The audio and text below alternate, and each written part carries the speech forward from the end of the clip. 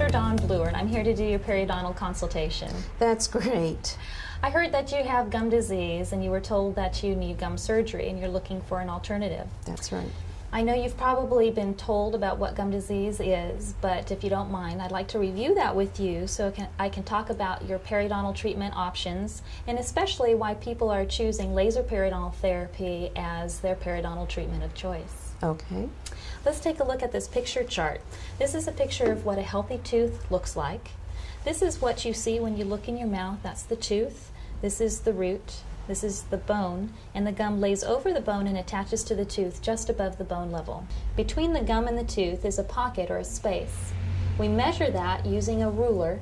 We call it a probe, which is in 3 millimeter increments. We measure between where the gum attaches to the tooth and the top of the gum.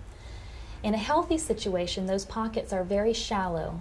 Really, we'd like to see them at 3 millimeters or less. In this picture, we have a healthy 2 millimeter pocket. What happens is the bacteria that's naturally in our mouth sticks to the teeth and lives off of the food that we eat, producing this white filmy stuff. That's called plaque. Plaque is soft, we can brush it and floss it away, but we're only human and we're going to miss some of it. The stuff that we miss is usually down below the gum line and in hard to reach areas.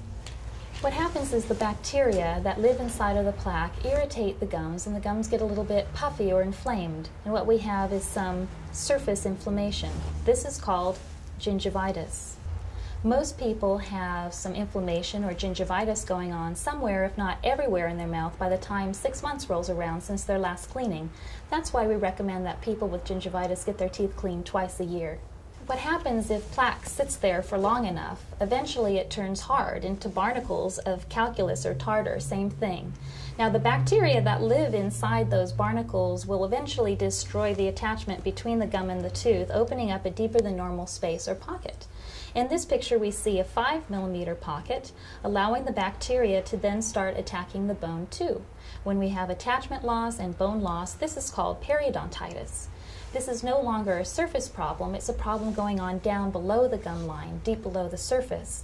And so a regular surface cleaning really doesn't do the trick. It's just the tip of the iceberg. Now the problem with deep pockets is they're harder to keep clean than the shallow pockets are. In this picture we have a 6 millimeter pocket and more bone loss. Now the issue here is if we have a 6 millimeter pocket and the gum started up here, and we have 2 millimeters of damage at the surface, we really have about 8 millimeters of attachment loss. The reason why the gums recede is that this very inflamed tissue is easily damaged when you chew and brush your teeth. In this picture, we have an 8 millimeter pocket, a lot of bone loss, and a whole lot of recession here. Recession is very common for patients who have gum disease, but it doesn't always occur. The big concern with periodontitis is as the pocket gets deeper and you lose more bone around the tooth can actually become loose and you can lose a tooth or teeth as a result of the disease.